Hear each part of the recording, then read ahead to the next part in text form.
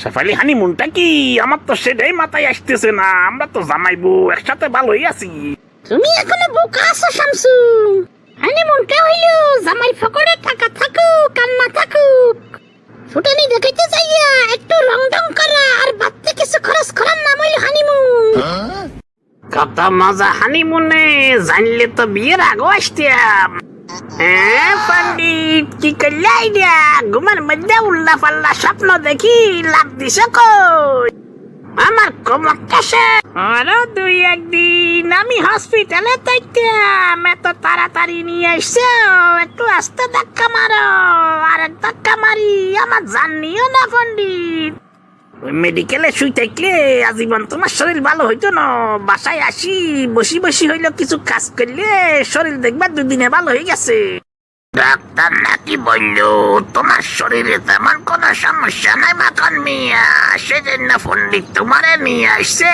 এরকম বান্ধরী না থাকি আমার লগে তো কাজকর্মে একটু হাত লাগাইতে পারো। আমার তোমার শরীরে কুড়াই না।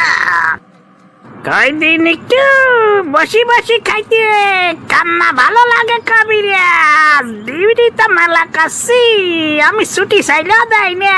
সেজন্য যে কদিন এভাবে চালাইতে পারি। তোমার ওই চালানি যে আমার জন্য জবর হয়ে যাইতেছে মাখন মিয়া। এই বয়সে বাড়ির কাজের লগে তোমার গাড়িও ঠালন লাগে আমার। একটু বসি, আমি আর পারি না দৌড়াইতে। পণ্ডিত এইটুকু হাঁটিয়ে রেখা পাই গেছো, তোমার শরীরের ফিটনেস নিয়ে তো আমার সন্দেহ হয়। সারা জীবন তুমি আমার লাগে চলবে কেমনে? শেফালির নানি একটু আস্তে আস্তে দৌড়ান। এই বুড়া বয়সে কি আর এখন আগের মতো দৌড়াইতে পারি নাকি আমি? শামসুন নানা, যদি দৌড়াইতে না পারেন আপনি হানিমুনে চাই কি করবেন? হানিমুনে চাই যদি অশিক্ষা মানুষের মতো শুই থাকতে হয়, তাহলে আর হানিমুনে চাই কি লাভ হইব? আমরা বুড়া মানুষ, আমরা কি আর হানিমুনে যাইয়া এত দৌড়াদৌড়ি করবো নাকি? আমরা তো যাবো একলগে, এমনি মজা করতে। হানিমুনে যাইয়া যদি এত দৌড়ান লাগে, ওই হানিমুনে আমার যাওয়ার দরকার নাই। দৌড়াদৌড়ি না করতে পারলে আর হানিমুনে চাই লাভ কি? শামসু সারাদিন ঘুম আর খানা ছাড়া তো তোমার কোনো প্রিপারেশন আমি দেখি না হানিমুনের জন্য।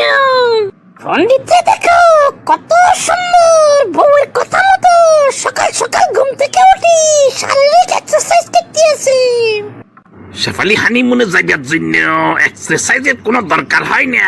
পণ্ডিতের অবস্থা হয়েছে তা খালি খুলছি বাজে বেশি।